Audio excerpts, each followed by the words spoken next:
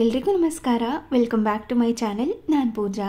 ಇವತ್ತು ಶನಿವಾರ ಬೆಳಗ್ಗೆನೇ ಮನೆ ಕೆಲಸ ಎಲ್ಲ ಬೇಗನೆ ಮುಗಿಸ್ಕೊಂಡೆ ಇವತ್ತು. ಹಾಗೆಯೇ ಫಾಸ್ಟಾಗಿ ಆಗೋ ಥರ ಬೆಳಗಿನ ತಿಂಡಿಗೆ ವೆಜ್ ಫ್ರೈಡ್ ರೈಸ್ನ ಮಾಡ್ಕೊಂಡಿದ್ದೆ. ಹಾಗೆಯೇ ತುಂಬ ಜನ ಸ್ಟಿಚಿಂಗ್ ವಿಡಿಯೋಸ್ ಹಾಕಿ ಪೂಜಾ ಅಂತ ಹೇಳ್ತಾ ಇದ್ರಿ. ಅದಕ್ಕೋಸ್ಕರ ಇಲ್ಲಿ ಜೀನ್ಸ್ ಟಾಪ್ನ ಸ್ಟಿಚ್ ಮಾಡ್ಕೊಂಡಿದ್ದೀನಿ. ತುಂಬ ಸಿಂಪಲ್ ಮೆಥಡ್ನಲ್ಲಿ ನಾರ್ಮಲ್ ಆಗಿ ಬ್ಲೌಸ್ ಅಳತೆ ಇರುತ್ತಲ್ವ, ಅದನ್ನೇ ತಗೊಂಡು ಯಾವ ರೀತಿ ಈಸಿಯಾಗಿ ಜೀನ್ಸ್ಗೆ ಟಾಪ್ನ ಸ್ಟಿಚ್ ಮಾಡ್ಕೋಬೋದು ಅಂತ ತೋರಿಸ್ತೀನಿ. ಎಲ್ಲೂ ಕೂಡ ವಿಡಿಯೋನ ಸ್ಕಿಪ್ ಮಾಡದೆ ನೋಡಿ. ಹಾಗೆ ಇದು ಬೆಳಿಗ್ಗೆ ಎದ್ದಿದ ತಕ್ಷಣ ಫಸ್ಟ್ ಒಂದು ಸಾರಿ ಕೌಂಟರ್ ಟಾಪ್ನ ಕ್ಲೀನ್ ಮಾಡ್ಕೊಂಡ್ಬಿಡ್ತೀನಿ ಅಡುಗೆ ಮನೆಗೆ ಬಂದ ತಕ್ಷಣ. ಅದಾದ ನಂತರ ಈ ರಾತ್ರಿನೇ ಪಾತ್ರೆ ಎಲ್ಲ ತೊಳೆದು ಇಟ್ಕೊಂಡಿರ್ತೀನಲ್ವ, ಅದನ್ನು ಯಾವ್ಯಾವ ಪ್ಲೇಸಲ್ಲಿ ಇಡಬೇಕು, ಯಾವ್ಯಾವ ವಸ್ತುಗಳು ಎಲ್ಲೆಲ್ಲಿ ಇರಬೇಕು ಅಲ್ಲಲ್ಲಿ ನೀಟಾಗಿ ನೀರೇನಾದರೂ ಇದ್ದರೆ ಬಟ್ಟೆಯಿಂದ ಚೆನ್ನಾಗಿ ಒರೆಸಿ ಎತ್ತಿಟ್ಕೊಂಡ್ಬಿಡ್ತೀನಿ. ಆವಾಗ ಪಾತ್ರೆಗಳು ಕೂಡ ತುಂಬ ಕ್ಲೀನಾಗಿ ಶೈನಿಂಗ್ ಆಗಿರುತ್ತೆ. ಕೆಲವೊಂದು ಸಾರಿ ನೀರು ಎಲ್ಲ ಡ್ರಾಪ್ಸ್ ಎಲ್ಲ ಇರುತ್ತಲ್ವ, ಅದ್ರ ಮಾರ್ಕ್ ಎಲ್ಲ ಹಾಗೆಯೇ ಉಳಿದಿರುತ್ತೆ. ಹಾಗೆಯೇ ನೀರೇನಾದರೂ ಇದ್ದರೆ ಚೆನ್ನಾಗಿರೋದಿಲ್ಲ ಅಂತ ಬಟ್ಟೆಯಿಂದ ಒಂದು ಸಾರಿ ಚೆನ್ನಾಗಿ ಒರೆಸಿ ತಟ್ಟೆ ಆಗಿರ್ಬೋದು, ಲೋಟ ಆಗಿರ್ಬೋದು, ಚೊಂಬುಗಳಾಗಿರ್ಬೋದು, ಹಾಗೆ ಈ ಸ್ಪ್ಯಾಚುಲಗಳು, ಸೌಟು ಎಲ್ಲವನ್ನು ಕೂಡ ನೀಟಾಗಿ ಬಟ್ಟೆಯಿಂದ ಒರೆಸಿ ಎಲ್ಲೆಲ್ಲಿ ಇಡಬೇಕು ಅದನ್ನು ಅಲ್ಲಲ್ಲಿ ಇಟ್ಕೊಂಡ್ಬಿಡ್ತೀನಿ. ಹಾಗೆ ಸ್ಪೂನ್ಗಳನ್ನ ಕೂಡ ಚೆನ್ನಾಗಿ ಒರೆಸಿ ಎತ್ತಿಟ್ಕೊಳ್ಳೋದು. ಈ ರೀತಿ ಯಾವ್ಯಾವ ವಸ್ತುಗಳು ಎಲ್ಲೆಲ್ಲಿ ಇರಬೇಕು ಅಲ್ಲಲ್ಲಿ ಇಟ್ಕೊಂಡ್ಬಿಟ್ರೆ ನಾವು ಅಡುಗೆ ಮಾಡ್ಕೊಳ್ಳೋವಾಗ ಬೇಕು ಅಂದಾಗ ಎಲ್ಲೆಲ್ಲಿರುತ್ತೆ ಅಂತ ಗೊತ್ತಿರುತ್ತೆ, ಈಸಿಯಾಗಿ ತೆಗೆದು ಯೂಸ್ ಮಾಡ್ಕೋಬೋದು. ಇಲ್ಲ ಪಾತ್ರೆಗಳನ್ನೆಲ್ಲ ಅದೇ ಟಬ್ನಲ್ಲಿ ಇಟ್ಕೊಂಡಿದ್ರೆ ಕೆಲವೊಂದು ಸಾರಿ ಟಬ್ ಕೆಳಗಡೆ ಕೆಲವೊಂದು ಐಟಮ್ ಇರುತ್ತೆ, ಯಾವುದಾದ್ರೂ ಪಾತ್ರೆ, ಪ್ಲೇಟ್ಸ್ ಅಥವಾ ಸ್ಪೂನ್ ಏನಾದರೂ ಬೇಕಾಗಿದ್ದರೆ ಆವಾಗ ಒಂದೊಂದೇ ಪಾತ್ರೆನ ತೆಗೆದು ಅಡುಗೆ ಮಾಡೋ ಅಷ್ಟರಲ್ಲಿ ಲೇಟ್ ಆಗಿಬಿಡುತ್ತೆ. ಅದಕ್ಕೋಸ್ಕರ ಎಲ್ಲವನ್ನು ನೀಟಾಗಿ ಸೆಟ್ ಮಾಡಿ ಅಡುಗೆನ ಸ್ಟಾರ್ಟ್ ಮಾಡಿಕೊಂಡ್ರೆ ಬೇಕು ಅಂದಿರೋ ಪದಾರ್ಥಗಳೆಲ್ಲ ಕೈಗೆ ಈಸಿಯಾಗಿ ಸಿಗುತ್ತೆ ಅಂತ. ಅದನ್ನೆಲ್ಲ ನೀಟಾಗಿ ಎತ್ತಿಟ್ಕೊಂಡು ಅದಾದ ನಂತರ ಇಲ್ಲಿ ಸ್ವಲ್ಪ ಫ್ರೈಡ್ ರೈಸ್ಗೆ ಜೀರಿಗೆ ಮತ್ತು ಕಾಳು ಮೆಣಸು ಬೇಕಾಗಿತ್ತು ಪುಡಿ ಮಾಡ್ಕೊಳ್ಳೋದಕ್ಕೆ ಅಂತ. ನೋಡಿದ್ರೆ ಖಾಲಿ ಆಗಿತ್ತು, ಅದಕ್ಕೋಸ್ಕರ ಇಲ್ಲಿ ರೀಫಿಲ್ ಮಾಡ್ಕೋತಾ ಇದ್ದೀನಿ. ಈ ರೀತಿ ರೀಫಿಲ್ ಮಾಡ್ಕೊಳ್ಳೋವಾಗ ಈ ಚಿಕ್ಕ ಚಿಕ್ಕ ಬಾಟಲ್ಸ್ಗಳಿಗೆಲ್ಲ ಹಾಕೋತಾ ಇರ್ತೀವಲ್ವ, ಆ ಟೈಮ್ನಲ್ಲಿ ಕೆಳಗಡೆ ಚೆಲ್ಲೋಗ್ಬಿಡತ್ತೆ. ಅದಕ್ಕೋಸ್ಕರ ರೀಫಿಲ್ ಮಾಡ್ಕೊಳ್ಳೋಕ್ಕಿಂತ ಮುಂಚೆ ಆ ಬಾಟಲ್ ಕೆಳಗಡೆ ಪೇಪರ್ ಅಥವಾ ಪ್ಲೇಟ್ಸ್ ಏನಾದರೂ ಇಟ್ಕೊಂಡು ರೀಫಿಲ್ ಮಾಡಿಕೊಂಡ್ರೆ ಇನ್ ಕೇಸ್ ಚೆಲ್ಲೋದ್ರೂ ಕೂಡ ಪ್ಲೇಟಲ್ಲೇ ಇರುತ್ತೆ, ನೀಟಾಗಿ ತೆಗೆದು ಹಾಕಿ ಮತ್ತು ಅದನ್ನು ಕ್ಲೋಸ್ ಮಾಡ್ಕೋಬೋದು. ಅದನ್ನೆಲ್ಲ ರೆಡಿ ಮಾಡಿಕೊಂಡು ಸ್ವಲ್ಪ ಬಿಸಿ ನೀರನ್ನು ಕಾಯಲಿಕ್ಕೆ ಇಟ್ಕೋತಾ ಇದ್ದೀನಿ. ಸ್ವಲ್ಪ ಬಿಸಿ ನೀರು ಕುಡಿದು ಅದಾದ ನಂತರ ಅಡುಗೆನ ಸ್ಟಾರ್ಟ್ ಮಾಡ್ಕೋತೀನಿ, ಅಂದರೆ ಬ್ರೇಕ್ಫಾಸ್ಟ್ ಮಾಡೋದಕ್ಕೆ ಸ್ಟಾರ್ಟ್ ಮಾಡ್ಕೋತೀನಿ. ಬೆಳಗಿನ ಟೈಮ್ನಲ್ಲಿ ಏನಾದ್ರೂ ಲಿಕ್ವಿಡ್ ಐಟಮ್ನ ತೊಗೋತೀನಿ. ಜ್ಯೂಸ್ ಆಗಿರ್ಬೋದು, ಇಲ್ಲ ಬಿಸಿ ನೀರು, ಇಲ್ಲ ನಾರ್ಮಲ್ ಬಿಸಿ ನೀರು, ಸಬ್ಜಾ ಸೀಡ್ಸ್ ಇಲ್ಲಾಂದರೆ ಚಿಯಾ ಸೀಡ್ಸ್ ಏನಾದ್ರೂ ನೆನೆಸಿಟ್ಕೊಂಡು ತೊಗೊಳ್ಳೋದು, ಇಲ್ಲಾಂತಂದರೆ ಯಾವುದಾದ್ರೂ ಕಷಾಯ ಏನಾದ್ರೂ ಮಾಡ್ಕೊಂಡು ಕುಡಿದು ಅದಾದ ನಂತರನೇ ಇಲ್ಲಿ ಬ್ರೇಕ್ಫಾಸ್ಟ್ನ ಪ್ರಿಪೇರ್ ಮಾಡ್ಕೊಳ್ಳೋದಕ್ಕೆ ಸ್ಟಾರ್ಟ್ ಮಾಡ್ಕೋತೀನಿ. ಇಲ್ಲಿ ಫ್ರೈಡ್ ರೈಸ್ ಮಾಡ್ತಾ ಇರೋದ್ರಿಂದ ಸ್ವಲ್ಪ ಅಕ್ಕಿನ ನೆನೆ ಹಾಕ್ಕೊಂಡು ಅದಾದ ನಂತರ ಅನ್ನ ಮಾಡ್ಕೊಳ್ಳೋದಕ್ಕೆ ಇಟ್ಕೊಳ್ಳೋದು. ಆವಾಗ ತುಂಬ ಉದ್ರುದ್ರಾಗಿ ಸಾಫ್ಟಾಗಿ ಬಂದಿರುತ್ತೆ. ನಾನು ಬಳಸ್ತಾ ಇರೋವಂಥದ್ದು ನಾರ್ಮಲ್ ಸೋನಾ ಮಸೂರಿ ಅಕ್ಕಿ. ಅದಕ್ಕೆ ಸ್ವಲ್ಪ ಉಪ್ಪನ್ನ ಸೇರಿಸ್ಕೊಂಡು ಅಕ್ಕಿನ ಸ್ವಲ್ಪ ಹೊತ್ತು ನೆನೆಸಿಟ್ಕೊಂಡು ಅದಾದ ನಂತರ ಕೂಗೋದಕ್ಕೆ ಇಟ್ಕೊಳ್ಳೋದು. ಡೈರೆಕ್ಟಾಗಿ ಕುಕ್ಕರ್ಗೆ ನೆನೆಸಿಟ್ಕೊಂಡಿರ್ತೀನಿ. ಅದಾದ ನಂತರ ಏನಾದರೂ ಕೆಲಸ ಇದ್ದರೆ ನೀರು ಕುಡಿಯೋದು, ಬೇರೆ ಏನಾದರೂ ಪ್ರಿಪೇರ್ ಮಾಡ್ಕೊಳ್ಳೋದಿದ್ದರೆ ಮಾಡಿಕೊಂಡು ಅದಾದ ನಂತರ ಒಂದು 10 ನಿಮಿಷ ಆದಮೇಲೆ ಒಲೆನ ಹಚ್ತೀನಿ. ಅದಾದ ನಂತರ ಇಲ್ಲಿ ಕಾಫಿ ಮಾಡ್ಕೊಳ್ಳೋದಕ್ಕೆ ಹಾಲನ್ನು ಕೂಡ ಕಾಯಲಿಕ್ಕೆ ಇಟ್ಕೋತಾ ಇದ್ದೀನಿ. ಗಟ್ಟಿ ಹಾಲನ್ನು ಕಾಯಿಸಬಾರ್ದು ಅಂತ ಹೇಳ್ತಾರೆ, ಅದಕ್ಕೋಸ್ಕರ ಹಾಲಿನ ಪ್ಯಾಕೆಟ್ಗೆ ಸ್ವಲ್ಪ ನೀರನ್ನು ಹಾಕಿ ಅದನ್ನು ಕೂಡ ಸೇರಿಸ್ಕೊಂಡು ಅದಾದ ನಂತರ ಇಲ್ಲಿ ಕಾಯೋದಕ್ಕೆ ಇಟ್ಕೋತಾ ಇದ್ದೀನಿ. ಹಾಗೆ ಇಲ್ಲಿ ಫ್ರೈಡ್ ರೈಸ್ ಮಾಡ್ಕೊಳ್ಳೋದಕ್ಕೆ ತರಕಾರಿನೆಲ್ಲ ಎತ್ತಿಟ್ಕೊಂಡು ಇದನ್ನು ಸಣ್ಣದಾಗಿ ಕಟ್ ಮಾಡ್ಕೋಬೇಕು. ವೀಕೆಂಡ್ ಅಲ್ವಾ, ಆಲ್ಮೋಸ್ಟ್ ತರಕಾರಿ ಎಲ್ಲ ಖಾಲಿ ಆಗ್ತಾ ಇತ್ತು. ಹಾಗೆ ಬಾಕ್ಸ್ಗಳನ್ನೂ ಕೂಡ ಕ್ಲೀನ್ ಮಾಡ್ಕೋಬೇಕಾಗಿತ್ತು. ಅದನ್ನು ಕೂಡ ನೀಟಾಗಿ ಮಿಕ್ಕಿರುವಂಥ ತರಕಾರಿನೆಲ್ಲ ಒಂದೇ ಬಾಕ್ಸ್ಗೆ ಹಾಕಿ ಎತ್ತಿಟ್ಕೊಂಡ್ಬಿಡ್ತೀನಿ. ಅದಾದ ನಂತರ ಈ ಬಾಕ್ಸ್ ಎಲ್ಲ ಖಾಲಿ ಆಗಿರುತ್ತಲ್ವ, ಅದನ್ನೆಲ್ಲ ನೀಟಾಗಿ ವಾಶ್ ಮಾಡಿಕೊಂಡು ಡ್ರೈ ಆಗೋದಕ್ಕೆ ಬಿಟ್ಟರೆ ತರಕಾರಿ ತರಿಸಿದಾಗ ಈಸಿಯಾಗಿ ತರಕಾರಿನೆಲ್ಲ ವಾಶ್ ಮಾಡಿಕೊಂಡು ಬಾಕ್ಸ್ನಲ್ಲಿ ಹಾಕಿ ಸ್ಟೋರ್ ಮಾಡ್ಕೊಳ್ಳೋದಕ್ಕೆ ಈಸಿ ಆಗುತ್ತೆ ಅಂತ ಎಲ್ಲ ತರಕಾರಿನೂ ಕೂಡ ಒಂದೇ ಬಾಕ್ಸ್ನಲ್ಲಿ ಹಾಕಿ ಎತ್ತಿಟ್ಕೊಂಡಿದ್ದೀನಿ. ಹಾಗೆ ಇಲ್ಲಿ ತರಕಾರಿನೆಲ್ಲ ಸಣ್ಣದಾಗಿ ಕಟ್ ಮಾಡ್ಕೋಬೇಕು. ಅದಕ್ಕೋಸ್ಕರ ಚಾಪರ್ನ ಬಳಸ್ಕೊತಾ ಇದ್ದೀನಿ.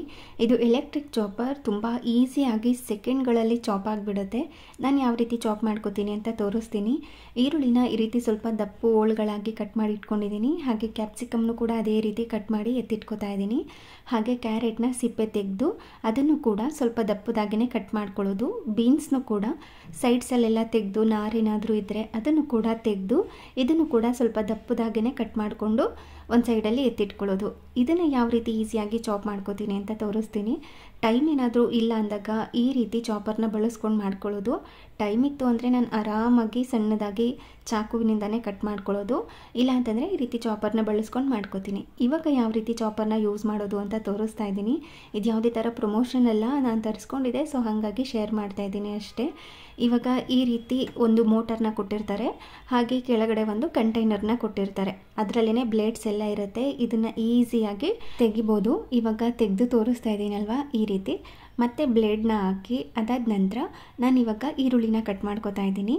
ಎಷ್ಟು ಈಸಿಯಾಗಿ ಕಟ್ ಮಾಡ್ಕೋಬೋದು ಅಂತಂದರೆ ಜಸ್ಟ್ 5 ಸೆಕೆಂಡ್ಸ್ ಟು 10 ಸೆಕೆಂಡ್ಸಲ್ಲೆಲ್ಲ ಸಣ್ಣ ಸಣ್ಣದಾಗಿ ಚಾಪ್ ಆಗಿಬಿಡುತ್ತೆ. ಇವಾಗ ಇದನ್ನು ಈ ರೀತಿ ಈರುಳ್ಳಿನೆಲ್ಲ ಹಾಕಿ ಇದ್ರ ಮೇಲೆ ಮೋಟರ್ ಕೊಟ್ಟಿರ್ತಾರಲ್ವ ಅದನ್ನು ಫಿಕ್ಸ್ ಮಾಡ್ಕೋಬೇಕು. ಅದಕ್ಕಿಂತ ಮುಂಚೆ ಈ ರೀತಿ ಲಿಡ್ ಇರುತ್ತಲ್ವ ಅದನ್ನು ಫಿಕ್ಸ್ ಮಾಡಿಕೊಂಡು ಈ ಮೋಟರ್ನ ಫಿಕ್ಸ್ ಮಾಡಿ ನಾರ್ಮಲಾಗಿ ಪ್ಲಗ್ ಇನ್ ಮಾಡಿ ಸ್ವಿಚ್ ಆನ್ ಮಾಡಿ ಈ ಮೇಲ್ಗಡೆ ಒಂದು ಬಟನ್ ಥರ ಕೊಟ್ಟಿರ್ತಾರೆ, ಅದನ್ನು ಜಸ್ಟ್ ಟಚ್ ಮಾಡೋದು. ಲೈಟಾಗಿ ಪ್ರೆಸ್ ಮಾಡಿದ್ರೆ ಈಸಿಯಾಗಿ ಈರುಳ್ಳಿ ಚಾಪ್ ಆಗುತ್ತೆ.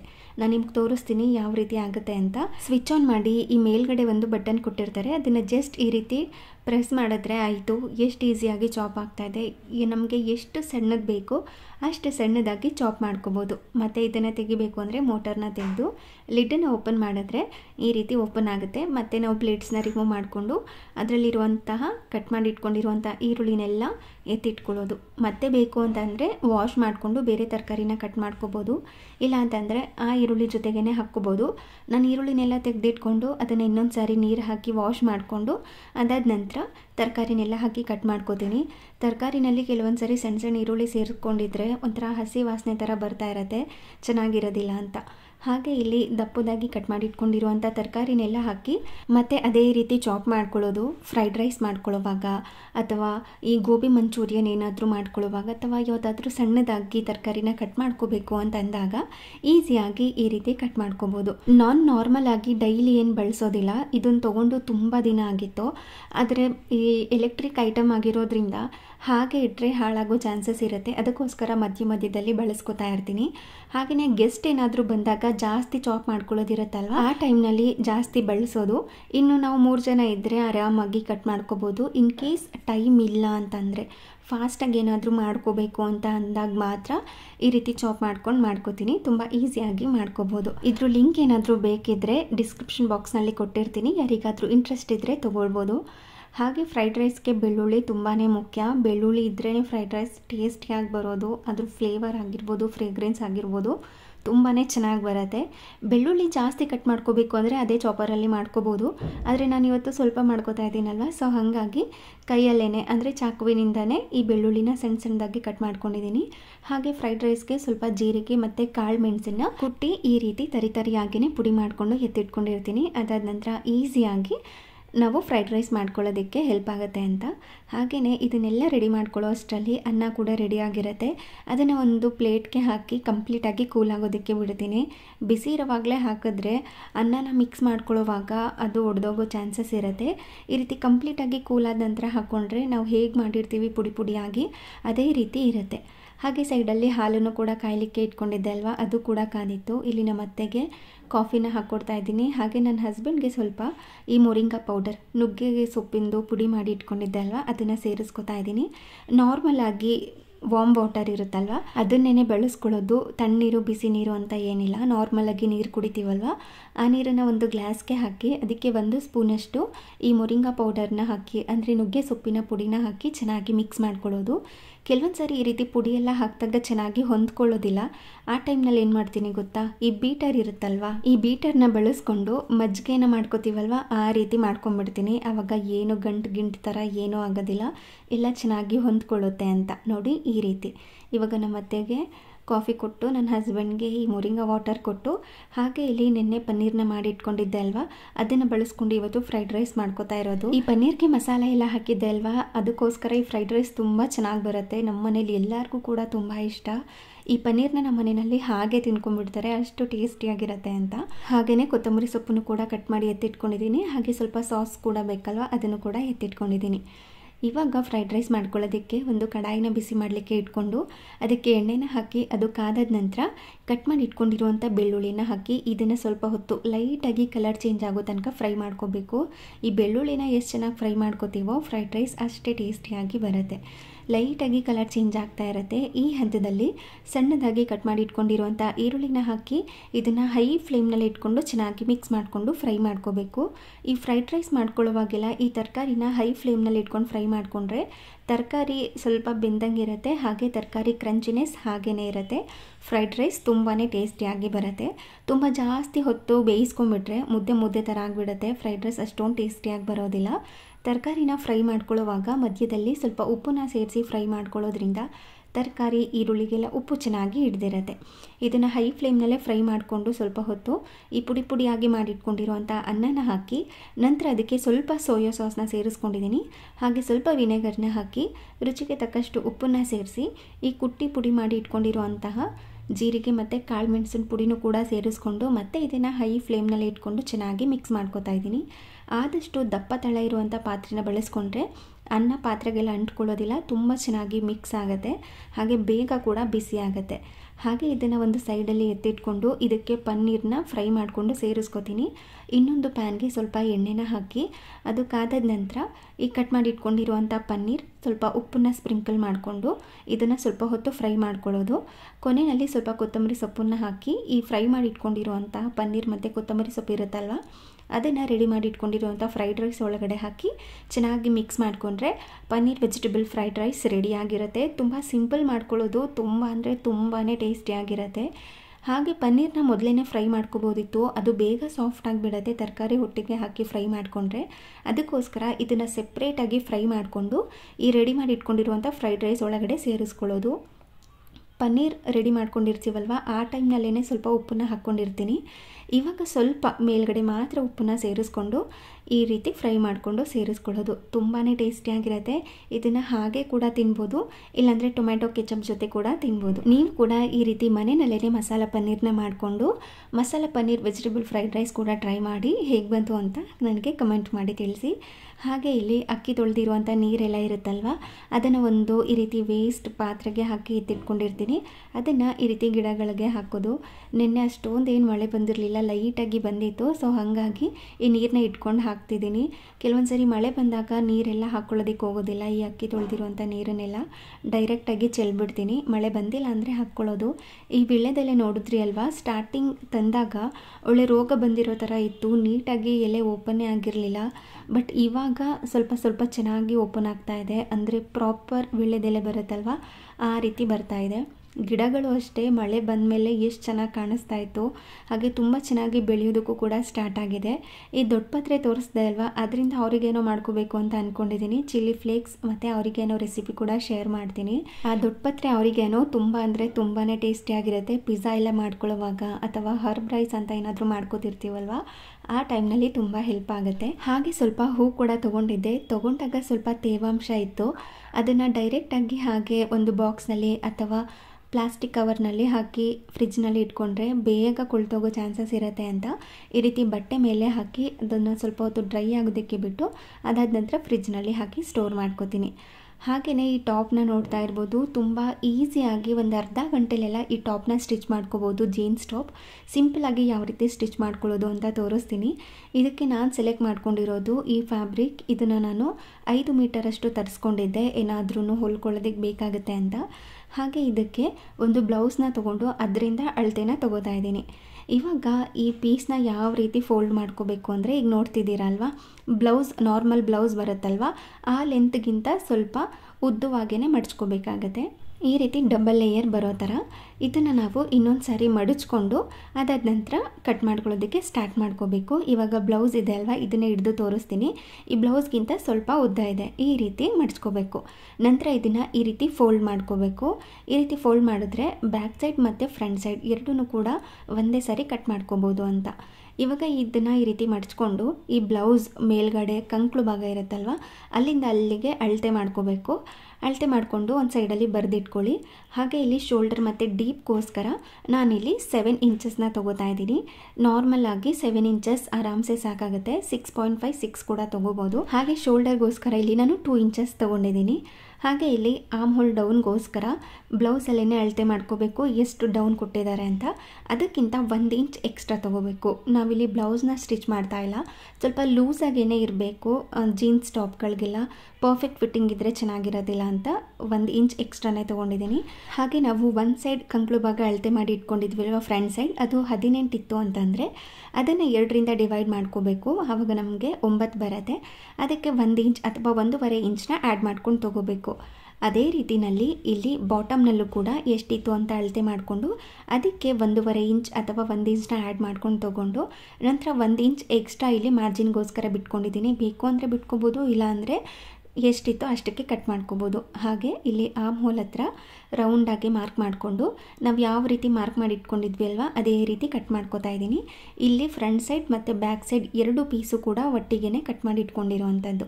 ಹಾಗೆ ನಾನಿಲ್ಲಿ ಕೆಳಗಡೆ ಫ್ರಿಲ್ಸ್ ಕೊಟ್ಕೋತಾ ಇದ್ದೀನಿ. ಅದಕ್ಕೋಸ್ಕರ ಬಾಟಮ್ನಲ್ಲಿ ಎಷ್ಟು ತೊಗೊಂಡಿರ್ತೀವಲ್ವ ಮಾರ್ಕ್ ಮಾಡಿಕೊಂಡು ಅದರದ್ದು 1 to double ಅಷ್ಟು ತೊಗೋಬೇಕಾಗುತ್ತೆ. ಫಾರ್ ಎಕ್ಸಾಂಪಲ್ ನೀವು 10 ಇಂಚ್ಗೆ ತೊಗೊಂಡಿದ್ರೆ ಇಲ್ಲಿ ನೀವು 20 ಇಂಚ್ಗೆ ಮಾರ್ಕ್ ಮಾಡಿಕೊಂಡು ಈ ಫ್ರಿಲ್ಸ್ಗೋಸ್ಕರ ಕಟ್ ಮಾಡ್ಕೋಬೇಕು. ಇದು ಒಂದು ಸೈಡ್ಗೆ ಅಂದರೆ ಫ್ರಂಟ್ ಸೈಡ್ಗೆ 20 ಇಂಚಸ್ ತೊಗೊಂಡು ಹಾಗೆ ಬ್ಯಾಕ್ ಸೈಡ್ ಕೂಡ 20 ಇಂಚಸ್ ಈ ರೀತಿ 2 ಪೀಸ್ನ ಕಟ್ ಮಾಡ್ಕೋಬೇಕು. ನೋಡಿ ಇವಾಗ ಇದು ಒಂದು ಸೈಡ್ಗೆ ಆಯಿತು.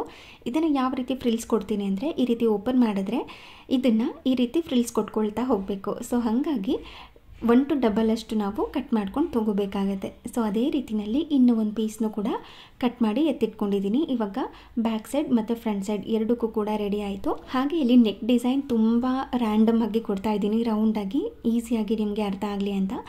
ನಿಮಗೆ ಸ್ವಲ್ಪ ಎಕ್ಸ್ಪೀರಿಯೆನ್ಸ್ ಇತ್ತು ಅಂತಂದರೆ ಬ್ಯಾಕ್ ಸೈಡ್ ಮತ್ತು ಫ್ರಂಟ್ ಸೈಡ್ ಬೇರೆ ಬೇರೆ ಕೊಟ್ಕೋಬೋದು. ಆದರೆ ನಾನಿಲ್ಲಿ ಬ್ಯಾಕ್ ಸೈಡ್ ಮತ್ತು ಫ್ರಂಟ್ ಸೈಡ್ ಎರಡಕ್ಕೂ ಕೂಡ ಸೇಮ್ ಡಿಸೈನ್ನೇ ಕೊಡ್ತಾಯಿದ್ದೀನಿ. ಹಾಗೆ ಇಲ್ಲಿ ಕ್ಲೋಸ್ ಆಗಿರುತ್ತೆ, ಅದನ್ನು ಕೂಡ ಕಟ್ ಮಾಡ್ಕೋಬೇಕು. ಇವಾಗ ಈ ರೀತಿ ಓಪನ್ ಮಾಡಿದ್ರೆ ನಮಗೆ ಫ್ರಂಟ್ ಸೈಡ್ ಮತ್ತು ಬ್ಯಾಕ್ ಸೈಡ್ 2 ಪೀಸ್ ಕೂಡ ರೆಡಿ ಆಗಿರುತ್ತೆ. ಹಾಗೆ ಇದಕ್ಕೆ ಪೈಪಿಂಗ್ ಥರ ಕೊಟ್ಕೋಬೇಕು ಅಂತ ಈ ರೀತಿ ಕ್ರಾಸ್ ಆಗಿ ಪೀಸ್ನ ಕಟ್ ಮಾಡ್ಕೋತಾ ಇದ್ದೀನಿ.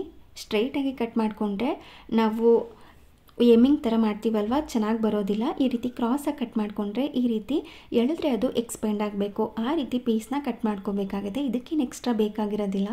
ನಾವು ನೆಕ್ ಡಿಸೈನ್ ಕಟ್ ಮಾಡಿದ್ವಿ ಅಲ್ವಾ ಅದರಲ್ಲೇ ಪೀಸ್ ಸಿಕ್ಬಿಡುತ್ತೆ. ಅದನ್ನು ಈ ರೀತಿ ಉಲ್ಟಾ ಇಟ್ಕೊಂಡು ಅಟ್ಯಾಚ್ ಮಾಡ್ಕೊಳ್ತಾ ಹೋಗಬೇಕು. ಅಂದರೆ ಫ್ರಂಟ್ ಸೈಡ್ ಈ ರೀತಿ ಅಕ್ಕಪಕ್ಕನೇ ಬರಬೇಕು. ಆ ರೀತಿ 1 by 1 ಅಟ್ಯಾಚ್ ಮಾಡ್ಕೊಳ್ತಾ ಹೋದರೆ ನಮಗೆ ಫುಲ್ ಉದ್ದವಾಗಿರುವಂಥ ಪೀಸ್ ಸಿಗುತ್ತೆ. ಆವಾಗ ನಾವು ಈಸಿಯಾಗಿ ನೆಕ್ ಡಿಸೈನ್ಗೆ ಪೈಪಿಂಗ್ ಥರ ಅಥವಾ ಎಮ್ಮಿಂಗ್ ಥರ ಕೊಟ್ಕೋಬೋದು. ಆದಷ್ಟು ಇದು 1 ಇಂಚ್ ಅಥವಾ 1.5 ಇಂಚ್ ಇರೋ ಥರ ಕಟ್ ಮಾಡಿಕೊಂಡು ಮತ್ತೆ ಈ ರೀತಿ ಎಲ್ಲ ಅಟ್ಯಾಚ್ ಮಾಡ್ಕೊಂಡಿದ್ದ ನಂತರ ಮತ್ತೆ ಅದನ್ನು ಈ ರೀತಿ ಫೋಲ್ಡ್ ಮಾಡಿಕೊಂಡು ಸ್ಟಿಚ್ ಮಾಡ್ಕೋಬೇಕು. ಸ್ಟಿಚ್ ಮಾಡಿಕೊಂಡ್ರೆ ನಾವು ಈಸಿಯಾಗಿ ಅಟ್ಯಾಚ್ ಮಾಡ್ಕೊಳ್ಳೋದಕ್ಕೆ ಈಸಿ ಆಗುತ್ತೆ. ನೋಡಿ ಇಷ್ಟು ಲೆಂತಿಯಾಗಿ ಬಂದಿರುತ್ತೆ. ಈ ರೀತಿ ಅಟ್ಯಾಚ್ ಮಾಡ್ಕೊಂಡು ರೆಡಿ ಮಾಡಿಕೊಂಡು ಇವಾಗ ಫ್ರಂಟ್ ಸೈಡ್ ಅಪ್ಪರ್ ಪಾರ್ಟ್ ಏನಿದೆ ಅದನ್ನು ಇಟ್ಕೊಂಡು ಅಂದರೆ ಮೇನ್ ಫ್ಯಾಬ್ರಿಕ್ ಮೇಲ್ಗಡೆನೇ ಬರೋ ಥರ ಇಟ್ಕೋಬೇಕು. ಹಾಗೆಯೇ ಈ ರೆಡಿ ಮಾಡಿ ಇಟ್ಕೊಂಡಿರುವಂಥ ಪೀಸ್ನ ಈ ರೀತಿ ಅಟ್ಯಾಚ್ ಮಾಡ್ಕೊಳ್ತಾ ಹೋಗಬೇಕು. ಎಲ್ಲೂ ಕೂಡ ಯಾವ ಪೀಸ್ನು ಕೂಡ ಎಳಿಬಾರ್ದು. ಆದಷ್ಟು ಫ್ರೀಯಾಗಿ ಬಿಟ್ಕೊಂಡು ಈ ರೀತಿ ಅಟ್ಯಾಚ್ ಮಾಡ್ಕೋಬೇಕು. ಆವಾಗ ಪರ್ಫೆಕ್ಟಾಗಿ ಫಿನಿಶಿಂಗ್ ಅನ್ನೋದು ಬರುತ್ತೆ. ಈ ರೀತಿ ಅಟ್ಯಾಚ್ ಮಾಡ್ಕೊಂಡಿದ ನಂತರ ಇದನ್ನು ಓಪನ್ ಮಾಡ್ಕೋಬೇಕು. ಎಷ್ಟಿದೆ ಅದನ್ನು ಕಟ್ ಮಾಡಿ ತೆಗೆದು ನಂತರ ಇದನ್ನು ಒಳಗಡೆ ಆದಂಗೆ ಫೋಲ್ಡ್ ಮಾಡಿಕೊಂಡು ಮತ್ತು ಅದ್ರ ಮೇಲ್ಗಡೆ ಸ್ಟಿಚ್ ಹಾಕ್ಕೊಳ್ತಾ ಬರಬೇಕು. ಇದನ್ನು ಎಮ್ಮಿಂಗ್ ಥರನಾದರೂ ಮಾಡ್ಕೋಬೋದು, ಇಲ್ಲಾಂದರೆ ಪೈಪಿಂಗ್ ಥರನಾದ್ರೂ ಮಾಡ್ಕೋಬೋದು. ನಿಮಗೆ ಒಂದು ಸಾರಿ ಹೊಲಿದ್ರೇ ಗೊತ್ತಾಗ್ಬಿಡುತ್ತೆ ಯಾವ ರೀತಿ ಮಾಡ್ಕೊಳ್ಳೋದು ಅಂತ. ಇವಾಗ ಈ ರೀತಿ ಬಂದಿರುತ್ತೆ. ಇದನ್ನು ಅಯನ್ ಮಾಡಿದ್ರೆ ನೀಟಾಗಿ ಫಿನಿಶಿಂಗ್ ಅನ್ನೋದು ಬರುತ್ತೆ. ಅದೇ ರೀತಿಯಲ್ಲಿ ಇನ್ನೂ ಒಂದು ಪೀಸ್ಗೂ ಕೂಡ ಇದೇ ರೀತಿ ರೆಡಿ ಮಾಡ್ಕೋಬೇಕು. ಇವಾಗ ಇದು ರೆಡಿ ಆಗಿದೆ ಅಲ್ವಾ, ಇದಕ್ಕೆ ನಾನು ಸ್ಲೀವ್ನ ಕಟ್ ಮಾಡ್ಕೋತೀನಿ. ಇವಾಗ ಈ ಆರ್ಮ್ ಹೋಲ್ ಎಷ್ಟಿದೆ ಅಲ್ವಾ ಅದನ್ನು ಅಳತೆ ಮಾಡ್ಕೋಬೇಕು. ಇವಾಗ ನನಗೆ ಇದು 10 ಬರ್ತಾ ಇದೆ ಅಂತ ಅಂದ್ಕೊಳ್ಳಿ. ಆ್ಯಕ್ಚುಲಿ 10 ಬಂದಿದ್ದು. ಈ 10 ಇಟ್ಕೊಂಡು ಯಾವ ರೀತಿ ಸ್ಲೀವ್ನ ಕಟ್ ಮಾಡ್ಕೊಂಡು ಸ್ಟಿಚ್ ಮಾಡ್ಕೋತೀನಿ ಅಂತ ತೋರಿಸ್ತೀನಿ. ನಾನು ಯಾವ ರೀತಿ ಫ್ಯಾಬ್ರಿಕ್ನ ಫೋಲ್ಡ್ ಮಾಡಿದೆ ಅದೇ ರೀತಿ ಫೋಲ್ಡ್ ಮಾಡಿಕೊಂಡು ಬಾಟಮ್ನಲ್ಲಿ 1.5 ಇಂಚ್ಗೆ ಮಾರ್ಕ್ ಮಾಡ್ಕೋಬೇಕು. ಅದು ಫೋಲ್ಡಿಂಗಲ್ಲಿ ಹೋಗ್ಬಿಡತ್ತೆ. ಹಾಗೆ ನಿಮಗೆ ಸ್ಲೀವ್ ಲೆಂತ್ ಎಷ್ಟು ಬೇಕು ಅಂತ ನೋಡಿಕೊಂಡು ಅಷ್ಟಕ್ಕೆ ಮಾರ್ಕ್ ಮಾಡ್ಕೊಳ್ಳಿ. ಆ ಮೇಲ್ಗಡೆಯಿಂದ 4 ಇಂಚ್ ಕೆಳಗಡೆಗೆ ಮಾರ್ಕ್ ಮಾಡಿ ಅದ್ರ ನೇರಕ್ಕೆ ಇಲ್ಲಿ ಇನ್ನೊಂದು ಮಾರ್ಕ್ ಮಾಡ್ಕೋಬೇಕು. ಹಾಗೆಯೇ ನಾವಲ್ಲಿ ಆರ್ಮ್ ಹೋಲ್ನ ಅಳತೆ ಮಾಡಿದಾಗ 10 ಇಂಚಸ್ ಬಂದಿತ್ತಲ್ವ, ಆ 10 ಇಂಚಸ್ನ ಇಲ್ಲೂ ಕೂಡ ಮಾರ್ಕ್ ಮಾಡ್ಕೋಬೇಕು ಈ ರೀತಿ ಕ್ರಾಸ್ ಆಗಿ. ಅದಾದಮೇಲೆ ನಾರ್ಮಲಾಗಿ ಸ್ಲೀವ್ ಕರ್ವ್ ಮಾರ್ಕ್ ಮಾಡ್ಕೋತೀವಲ್ವ ಅದೇ ರೀತಿ ಮಾರ್ಕ್ ಮಾಡಿಕೊಂಡು ಚೆಕ್ ಮಾಡ್ಕೋಬೇಕು. ಇವಾಗ ಇದು 11 ಇಂಚಸ್ ಬರುತ್ತೆ. ಹಾಗೆ ಇಲ್ಲಿ ಎಕ್ಸ್ಟ್ರಾ 1 ಇಂಚ್ಗೋಸ್ಕರ ಮಾರ್ಜಿನ್ ಬಿಟ್ಟಿದ್ವಿ ಅಲ್ವಾ ಅದೇ ರೀತಿ ಮಾರ್ಜಿನ್ಗೆ ಮಾರ್ಕ್ ಮಾಡಿಕೊಂಡು ಹಾಗೆ ನಿಮಗೆ ಸ್ಲೀವ್ ಲೂಸ್ ನಾರ್ಮಲಾಗಿ ಬ್ಲೌಸಿಗೆ ಬರುತ್ತಲ್ವ ಅದಕ್ಕಿಂತ ಒಂದು ಅರ್ಧ ಇಂಚ್ ಎಕ್ಸ್ಟ್ರಾ ತೊಗೊಂಡು ಮತ್ತೆ 1 ಇಂಚ್ಗೆ ಎಕ್ಸ್ಟ್ರಾ ಮಾರ್ಕ್ ಮಾಡ್ಕೋಬೇಕು ಮಾರ್ಜಿನ್ಗೋಸ್ಕರ. ಇವಾಗ ಮಾರ್ಕ್ ಮಾಡ್ಕೊಂಡಿರೋದು ಹೇಗಿದೆ ಅದೇ ರೀತಿ ಕಟ್ ಮಾಡಿ ಓಪನ್ ಮಾಡಿದ್ರೆ ನಮಗೆ 2 ಸ್ಲೀವು ಕೂಡ ರೆಡಿ ಆಗಿರುತ್ತೆ. ಇವಾಗ ಯಾವ ರೀತಿ ಸ್ಲೀವ್ ಅಟ್ಯಾಚ್ ಮಾಡ್ಕೊಳ್ಳೋದು ಅಂತ ತೋರಿಸ್ತೀನಿ. ಈ ರೀತಿ ಬ್ಯಾಕ್ ಸೈಡ್ ಮತ್ತು ಫ್ರಂಟ್ ಸೈಡ್ ಎರಡೂ ಕೂಡ ಮೇನ್ ಫ್ಯಾಬ್ರಿಕ್ ಒಂದಕ್ಕೊಂದು ಈ ರೀತಿ ಬರಬೇಕು, ಅಂದರೆ ಉಲ್ಟಾ ಇಟ್ಕೊಂಡು ಅಟ್ಯಾಚ್ ಮಾಡ್ಕೋಬೇಕು ಶೋಲ್ಡರ್ನ. ನೋಡಿ ಈ ರೀತಿ ಅಟ್ಯಾಚ್ ಮಾಡಿಕೊಂಡ್ರೆ ಈಸಿಯಾಗಿ ಶೋಲ್ಡರ್ ಅಟ್ಯಾಚ್ ಆಗಿರುತ್ತೆ. ಅದಾದ ನಂತರ ಇವಾಗ ನಾವು ಸ್ಲೀವ್ನ ಸ್ಟಿಚ್ ಮಾಡ್ಕೊಳ್ಳೋದು. ಸ್ಲೀವ್ ಸ್ವಲ್ಪ ಲೂಸಾಗಿರಲಿ ಅಂತಲೇ ಕಟ್ ಮಾಡಿ ಇಟ್ಕೊಂಡಿರೋದು ನಾನು. ಟೈಟಾಗಿ ಬೇಕು ಅಂದರೆ ಹೇಗಿದೆ ಆ ರೀತಿ ಕಟ್ ಮಾಡ್ಕೋಬೋದು. ಆದರೆ ಈ ಜೀನ್ಸ್ ಟಾಪ್ಗೆಲ್ಲ ಸ್ವಲ್ಪ ಟೈಟಾಗಿದ್ದರೆ ಅಷ್ಟೊಂದು ಚೆನ್ನಾಗಿರೋದಿಲ್ಲ, ಲೂಸಾಗೇ ಇರಬೇಕು ಅಂತ ಲೂಸಾಗೇ ಕಟ್ ಮಾಡಿಕೊಂಡು ಸ್ಟಿಚ್ ಮಾಡ್ಕೋತಾ ಇದ್ದೀನಿ. ಈ ಸ್ಲೀವ್ ಬಾಟಮ್ನಲ್ಲಿ 1.5 ಇಂಚ್ಗೆ ಮಾರ್ಕ್ ಮಾಡಿ ಬಿಟ್ಕೊಂಡಿದ್ವಿ ಅಲ್ವಾ, ಅದನ್ನು ಈ ರೀತಿ ಫೋಲ್ಡ್ ಮಾಡಿಕೊಂಡು ಸ್ಟಿಚಿಂಗ್ ಮಾಡ್ಕೋಬೇಕು. ಸೊ ಫಿನಿಶಿಂಗ್ ತುಂಬ ಚೆನ್ನಾಗಿ ಬರುತ್ತೆ. ಈ ರೀತಿ ಫೋಲ್ಡ್ ಮಾಡಿಕೊಂಡು ಸ್ಟಿಚ್ ಮಾಡ್ಕೊಂಡಿದ್ದ ನಂತರ ಇವಾಗ ನಾವು ಸ್ಲೀವ್ನ ಅಟ್ಯಾಚ್ ಮಾಡ್ಕೊಳ್ಳೋದು. ತುಂಬ ಸಿಂಪಲ್ಲಾಗಿ ಸ್ಲೀವ್ನ ಅಟ್ಯಾಚ್ ಮಾಡ್ಕೊಳ್ಳೋದು ತುಂಬ ಬ್ಯೂಟಿಫುಲ್ಲಾಗಿ ಕಾಣಿಸುತ್ತೆ, ಹಾಗೆ ಸ್ವಲ್ಪ ಸ್ಟೈಲಿಶ್ ಆಗು ಕೂಡ ಕಾಣಿಸುತ್ತೆ. ಈ ರೀತಿ ಇಟ್ಕೊಂಡು ಶೋಲ್ಡರ್ ಅಟ್ಯಾಚ್ ಮಾಡ್ಕೊಂಡಾಗ ಒಂದು ಸ್ಟಿಚ್ ಬಿದ್ದಿರುತ್ತಲ್ವ, ಅಲ್ಲಿಗೆ ಈ ಸ್ಲೀವ್ ಮಧ್ಯಭಾಗ ಬರಬೇಕು, ಆ ರೀತಿ ಇಟ್ಕೊಂಡು ನೋಡ್ಕೊಳ್ಳಿ. ಅದಾದ ನಂತರ ಸ್ಲೀವ್ನ ಈ ರೀತಿ ಸ್ಟಾರ್ಟಿಂಗ್ ಪಾಯಿಂಟಿಂದ ಅಟ್ಯಾಚ್ ಮಾಡ್ಕೊಳ್ತಾ ಹೋಗಬೇಕು, ಅಂದರೆ ಹೊಲಿಗೆ ಹಾಕ್ಕೊಳ್ತಾ ಹೋಗಬೇಕು. ಇವಾಗ ಶೋಲ್ಡರ್ ಅಟ್ಯಾಚ್ ಮಾಡಿದಾಗ ಒಂದು ಸೆಂಟರ್ ಪಾಯಿಂಟ್ ಅಂತ ಇರುತ್ತಲ್ವ, ಅಲ್ಲಿಗೆ ಬಂದಾಗ ಈ ಸ್ಲೀವಲ್ಲೂ ಕೂಡ ಒಂದು ಸೆಂಟರ್ಗೆ ಮಾರ್ಕ್ ಮಾಡಿ ಇಟ್ಕೊಂಡಿರಬೇಕು. ಆ ಎಕ್ಸ್ಟ್ರಾ ಪೀಸ್ ಏನಿತ್ತು ಅದನ್ನು ಈ ರೀತಿ ನೆರಿಗೆ ಥರ ಕೊಟ್ಕೊಂಡು ಹೊಲ್ಕೋಬೇಕು. ಅಂದರೆ ಶೋಲ್ಡರ್ ಅಟ್ಯಾಚ್ ಮಾಡಿ ಇಟ್ಕೊಂಡಿರುವಂಥ ಮಾರ್ಕ್ ಕೂಡ ಕರೆಕ್ಟಾಗಿ ಬಂದಿರಬೇಕು. ಹಾಗೆ ಸ್ಲೀವಲ್ಲಿ ಮಧ್ಯಕ್ಕೆ ಒಂದು ಮಾರ್ಕ್ ಮಾಡಿ ಇಟ್ಕೊಂಡಿರ್ತೀವಲ್ವ, ಅದು ಕೂಡ ಅದೇ ಪಾಯಿಂಟಿಗೆ ಬರಬೇಕು. ಆ ರೀತಿ ಇಟ್ಕೊಂಡು ಎಕ್ಸ್ಟ್ರಾ ಬಂದಿರುವಂಥ ಪೀಸ್ನ ಈ ರೀತಿ ನೆರಿಗೆ ಥರ ಕೊಟ್ಕೊಳ್ಳೋದು. ಹಾಗೆ ಈ ಸೈಡಲ್ಲೂ ಕೂಡ ಎಕ್ಸ್ಟ್ರಾ ನೆರಿಗೆ ಬಂದಿರುತ್ತೆ, ಅಂದರೆ ಎಕ್ಸ್ಟ್ರಾ ಪೀಸ್ ಇದ್ದೇ ಇರುತ್ತಲ್ವ, ಆ ಕಡೆ ಅಟ್ಯಾಚ್ ಮಾಡ್ಕೊಂಡಾಗ ಗೊತ್ತಾಗಿರುತ್ತೆ 1 ಇಂಚ್ ನೆರಿಗೆ ಬಂದಿದೆಯಾ, ಅರ್ಧ ಇಂಚ್ ನೆರಿಗೆ ಬಂದಿದೆಯಾ ಅಂತ. ಅಷ್ಟೇ ನೆರಿಗೆನ ಇಲ್ಲೂ ಕೂಡ ಉಲ್ಟಾ ಕೊಟ್ಕೊಂಡು ಅಟ್ಯಾಚ್ ಮಾಡ್ಕೊಳ್ತಾ ಹೋದರೆ ಲೂಸ್ ಆಗಿರುವಂಥ ಹಾಗೆ ಸ್ಟೈಲಿಶ್ ಆಗಿ ಕಾಣುವಂತಹ ಸ್ಲೀವ್ ರೆಡಿಯಾಗಿರುತ್ತೆ. ತುಂಬ ಸಿಂಪಲ್ಲಾಗಿ ಹೊಲ್ಕೊಳ್ಳುವಂತಹ ಸ್ಲೀವ್ ಇದು, ತುಂಬಾ ಚೆನ್ನಾಗಿ ಕಾಣಿಸುತ್ತೆ. ಇದನ್ನು ಬ್ಲೌಸ್ಗೂ ಕೂಡ ಸ್ಟಿಚ್ ಮಾಡ್ಕೋಬೋದು, ಇಲ್ಲ ಡ್ರೆಸ್ಗಳಿಗೂ ಕೂಡ ಸ್ಟಿಚ್ ಮಾಡ್ಕೋಬೋದು, ಇಲ್ಲ ಜೀನ್ಸ್ ಟಾಪ್ಗೂ ಕೂಡ ಸ್ಟಿಚ್ ಮಾಡ್ಕೋಬೋದು. ಅದೇ ರೀತಿಯಲ್ಲಿ ಇನ್ನೂ ಒಂದು ಸ್ಲೀವ್ನು ಕೂಡ ಅಟ್ಯಾಚ್ ಮಾಡ್ಕೊಂಡಿದ್ದೀನಿ. ಹಾಗೆ ಇಲ್ಲಿ ಫ್ರಿಲ್ ಕೊಟ್ಕೊಳ್ಳೋದಕ್ಕೆ ಸ್ವಲ್ಪ ಎಕ್ಸ್ಟ್ರಾ ಪೀಸ್ನ ಕಟ್ ಮಾಡಿ ಇಟ್ಕೊಂಡಿದ್ವಿ ಅಲ್ವಾ, ಆ ಬಾಟಮ್ನಲ್ಲಿ ಈ ರೀತಿ ಇದನ್ನು ಸ್ಟಿಚ್ ಮಾಡ್ಕೋಬೇಕು. ಇಲ್ಲಿ ನಾನು ವಿಡ್ತಲ್ಲಿ 20 ಇಂಚಸ್ 24 ಇಂಚಸ್ ತೊಗೋಬೋದು. ಹಾಗೆ ಲೆಂತ್ ನೀವು ಶಾರ್ಟಾಗಿ ಬೇಕಿದ್ರೆ ಶಾರ್ಟಾಗಿ ಕಟ್ ಮಾಡ್ಕೋಬೋದು, ನಿಮ್ಮ ಕ್ರಿಯೇಟಿವಿಟಿಗೆ ತಕ್ಕಂತೆ. ಅಂದರೆ ನಿಮಗೆ ಲೆಂತ್ ಎಷ್ಟು ಬೇಕು ಅಂತ ನೋಡಿಕೊಂಡು ಆ ಲೆಂತ್ಗೆ ನೀವು ಕಟ್ ಮಾಡ್ಕೋಬೋದು. ವಿಡ್ತ್ ನೀವು ಎಷ್ಟು ಹಾಕ್ಕೊಂಡ್ರೂ ಕೂಡ ಚೆನ್ನಾಗಿರುತ್ತೆ. ಲೆಂತ್ ನಿಮಗೆ ಶಾರ್ಟಾಗಿ ಬೇಕಿದ್ರೆ ಶಾರ್ಟಾಗಿ, ಉದ್ದವಾಗಿ ಬೇಕಿದ್ರೆ ಉದ್ದವಾಗಿ ಮಾಡ್ಕೋಬೋದು. ಅದೇ ರೀತಿಯಲ್ಲಿ ಫ್ರಂಟ್ ಪೀಸ್ ಮತ್ತು ಬ್ಯಾಕ್ ಸೈಡ್ ಪೀಸ್ ಎರಡನ್ನೂ ಕೂಡ ಹೊಲ್ಕೊಂಡು ರೆಡಿ ಮಾಡಿ ಇಟ್ಕೊಂಡಿದ್ದೀನಿ. ಹಾಗೆ ಇಲ್ಲಿ ಫ್ರಿಲ್ಸ್ ಕೂಡ ಕೊಟ್ಕೊಂಡಿದ್ದೀನಿ. ಫ್ರಿಲ್ಸ್ ಕೊಟ್ಕೊಂಡು ಈ ರೀತಿ ಅಟ್ಯಾಚ್ ಮಾಡ್ಕೊಂಡು ನೋಡಬೇಕು ಕರೆಕ್ಟಾಗಿ ಬರ್ತಿದೆಯಾ ಅಂತ. ಸ್ವಲ್ಪ ಹೆಚ್ಚು ಕಮ್ಮಿ ಇದ್ದರೂ ತೊಂದರೆ ಇಲ್ಲ, ಸ್ವಲ್ಪ ನೆರಿಗೆ ಕೊಟ್ಕೊಂಡು ಅಟ್ಯಾಚ್ ಮಾಡ್ಕೋಬೋದು. ಈ ರೀತಿ ಫ್ರಿಲ್ಸ್ ಕೊಟ್ಕೊಂಡು ಫಸ್ಟ್ ರೆಡಿ ಮಾಡಿ ಇಟ್ಕೊಂಡ್ಬಿಟ್ರೆ ಅದಾದ ನಂತರ ನಾವು ಅಟ್ಯಾಚ್ ಮಾಡ್ಕೊಳ್ಳೋದಕ್ಕೆ ಈಸಿ ಆಗುತ್ತೆ. ನೀವು ಡೈರೆಕ್ಟಾಗಿ ಪೀಸ್ ಮೇಲೇ ಈ ರೀತಿ ಫ್ರಿಲ್ಸ್ನ ಕೊಟ್ಕೋಬೋದು, ಇಲ್ಲ ಅಂತಂದರೆ ಸ್ಟಿಚ್ ಸೈಜ್ ಇರುತ್ತೆ ನೋಡಿ, ಅಂದರೆ ಸ್ಟಿಚಿಂಗ್ ಎಷ್ಟು ಲೆಂತಲ್ಲಿ ಬರಬೇಕು ಅಂತ. ಆವಾಗ ನೀವು ಅದನ್ನು 5ಗೆ ಇಟ್ಕೊಂಡು ಈ ರೀತಿ ಫ್ರಿಲ್ಸ್ ಕೊಟ್ಕೊಂಡ್ರೆ ಈಸಿಯಾಗಿ ಫ್ರಿಲ್ಸ್ ಅದಾಗದೇ ಬಂದುಬಿಡುತ್ತೆ. ಆವಾಗ ನೀವು ಈಸಿಯಾಗಿ ಇದನ್ನು ಅಟ್ಯಾಚ್ ಮಾಡ್ಕೋಬೋದು. ಆಲ್ರೆಡಿ ನಾನೊಂದು ಸಾರಿ ಶೇರ್ ಮಾಡಿದ್ದೀನಿ ಯಾವ ರೀತಿ ಫ್ರಿಲ್ಸ್ ಮಾಡ್ಕೊಳ್ಳೋದು ಅಂತ. ಅದೇ ರೀತಿಯಲ್ಲಿ ಫ್ರಿಲ್ಸ್ ಮಾಡ್ಕೊಳ್ಳೋದು. ಇವಾಗ ಬ್ಯಾಕ್ ಸೈಡ್ ಕೂಡ ರೆಡಿ ಆಗಿತ್ತು, ಅದೇ ರೀತಿ ಫ್ರಂಟ್ ಸೈಡ್ ಕೂಡ ರೆಡಿ ಮಾಡಿಕೊಂಡು ಈ ರೀತಿ ಅಟ್ಯಾಚ್ ಮಾಡ್ಕೊಂಡಿದ್ದೀನಿ. ನೋಡಿ ಎಷ್ಟು ಚೆನ್ನಾಗಿ ಬ್ಯೂಟಿಫುಲ್ ಆಗಿರುವಂಥ ಟಾಪ್ ರೆಡಿ ಆಗಿದೆ ಅಂತ. ಇವಾಗ ನಾರ್ಮಲಾಗಿ 1 ಇಂಚ್ ಹಂಗೆ ಎಕ್ಸ್ಟ್ರಾ ಬಿಟ್ಟು ಮಾರ್ಕ್ ಮಾಡಿ ಇಟ್ಕೊಂಡಿದ್ವಿ ಅಲ್ವಾ, ಆ 1 ಇಂಚ್ ಬಿಟ್ಟು ಇಲ್ಲಿ ಫಿಟ್ಟಿಂಗ್ನ ಮಾಡ್ಕೋತಾ ಇದ್ದೀನಿ. ಎರಡೂ ಸೈಡು ಅದೇ ರೀತಿ ಫಿಟ್ಟಿಂಗ್ ಮಾಡಿಕೊಂಡ್ರೆ ಬ್ಯೂಟಿಫುಲ್ ಆಗಿರುವಂಥ ಕೇವಲ ಅರ್ಧ ಗಂಟೆಯಲ್ಲಿ ಸ್ಟಿಚ್ ಮಾಡ್ಕೊಳ್ಳುವಂತಹ ಜೀನ್ಸ್ ಟಾಪ್ ರೆಡಿಯಾಗಿರುತ್ತೆ. ನಾನು ಈ ಫ್ಯಾಬ್ರಿಕ್ನಲ್ಲಿ ಮಾಡ್ಕೊಂಡಿದ್ದೀನಿ. ಬೇಕು ಅಂದರೆ ನೀವು ಯಾವುದಾದ್ರೂ ಸೀರೆ ಇದ್ದರೆ ಅದರಲ್ಲಿ ಮಾಡ್ಕೋಬೋದು, ದುಪ್ಪಟ್ಟ ಇದ್ದರೆ ಅದರಲ್ಲೂ ಕೂಡ ಮಾಡ್ಕೋಬೋದು.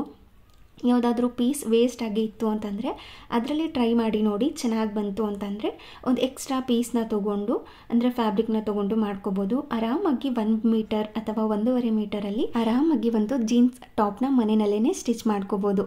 ಆಲ್ರೆಡಿ ತುಂಬ ಟಾಪ್ಗಳನ್ನ ಸ್ಟಿಚ್ ಮಾಡ್ಕೊಂಡಿದ್ದೀನಿ ಇದೇ ಥರ. ನೋಡಿ ಈ ರೀತಿ ಬಂದಿದೆ. ಸ್ಲೀವ್ ಆಗಿರ್ಬೋದು, ಹಾಗೆ ಟಾಪ್ ಆಗಿರ್ಬೋದು, ಫ್ರಿಲ್ಸ್ ಎಲ್ಲ ಕೊಟ್ಕೊಂಡಿದ್ದೀನಿ. ತುಂಬಾ ಚೆನ್ನಾಗಿ ಕಾಣಿಸುತ್ತೆ. ಬ್ಲೌಸ್ ಅಳತೆನಲ್ಲಿ ಮಾಡಿಕೊಂಡ್ರೆ ಫುಲ್ ಟೈಟ್ ಆಗಿಬಿಡತ್ತೆ, ಅದಕ್ಕೋಸ್ಕರ ಲೂಸಾಗಿ ಸ್ಟಿಚ್ ಮಾಡ್ಕೊಂಡಿರೋದು. ಹೇಗಿದೆ ಅಂತ ಕಮೆಂಟ್ ಮಾಡಿ ತಿಳಿಸಿ. ಈ ವಿಡಿಯೋ ನಿಮಗೆ ಸ್ವಲ್ಪನಾದರೂ ಇಷ್ಟ ಆಗಿದ್ದರೆ, ಯೂಸ್ಫುಲ್ ಅನಿಸಿದ್ರೆ ಪ್ಲೀಸ್ ಒಂದು ಲೈಕ್ ಮಾಡಿ. ಹಾಗೆ ನಿಮ್ಮ ಫ್ರೆಂಡ್ಸ್ ಆ್ಯಂಡ್ ಫ್ಯಾಮಿಲಿಗೆಲ್ಲ ಈ ವಿಡಿಯೋನ ಶೇರ್ ಮಾಡಿ.